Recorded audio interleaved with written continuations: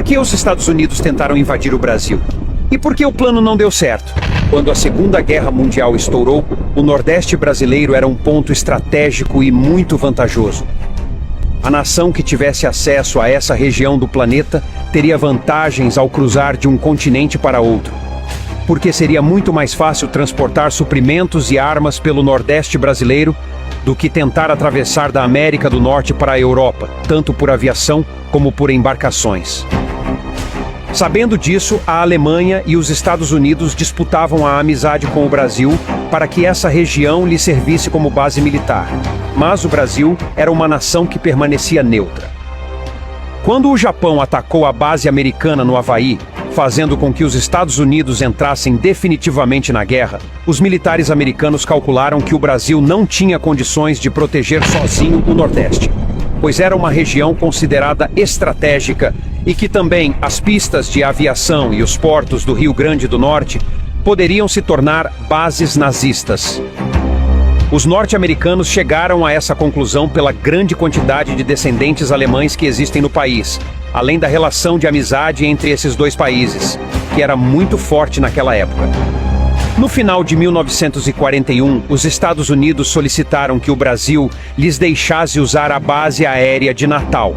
Mas o governo brasileiro, que na época tinha como presidente Getúlio Vargas, viu esse pedido como uma afronta à soberania brasileira, e então negou o pedido. Em Washington, isso foi interpretado como uma resistência aos Estados Unidos e uma possível aproximação brasileira com os nazistas. Vale lembrar que naquela época já havia uma divisão dentro do Brasil. Existiam aqueles que apoiavam os alemães, italianos e japoneses que faziam parte do eixo. E também existiam aqueles que eram contra. Para os Estados Unidos, o Brasil poderia se juntar ao eixo, porque estava recebendo uma grande quantidade de cidadãos alemães e italianos que fugiam da guerra. E a força militar brasileira estava concentrada no sul e sudeste, ou seja, os descendentes desses imigrantes que agora eram brasileiros poderiam se juntar às nações de seus pais.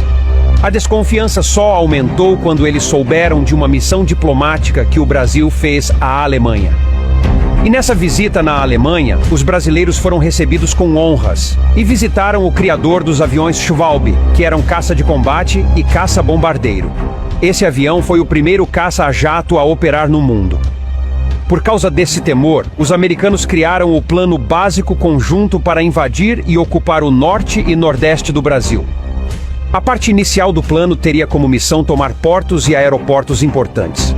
Seriam desembarcados 20.000 fuzileiros navais em Paramirim, no Rio Grande do Norte. Outras tropas também invadiriam Belém e Recife, que eram os alvos principais.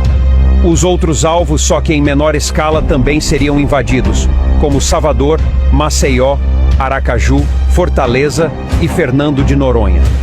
O objetivo era ocupar toda a costa brasileira, da Bahia até o Amapá. No plano de invasão, dizia que toda essa região deveria estar ocupada em menos de 6 horas. A frota americana do Atlântico iria dar cobertura caso houvesse uma reação brasileira. Mas será que o Brasil teria alguma força de reação contra os Estados Unidos? Naquela época, o Brasil possuía as forças armadas muito sucateadas. Os militares brasileiros não tinham armas adequadas para enfrentar as forças americanas. A invasão dos Estados Unidos na costa brasileira não deu certo por 2 motivos.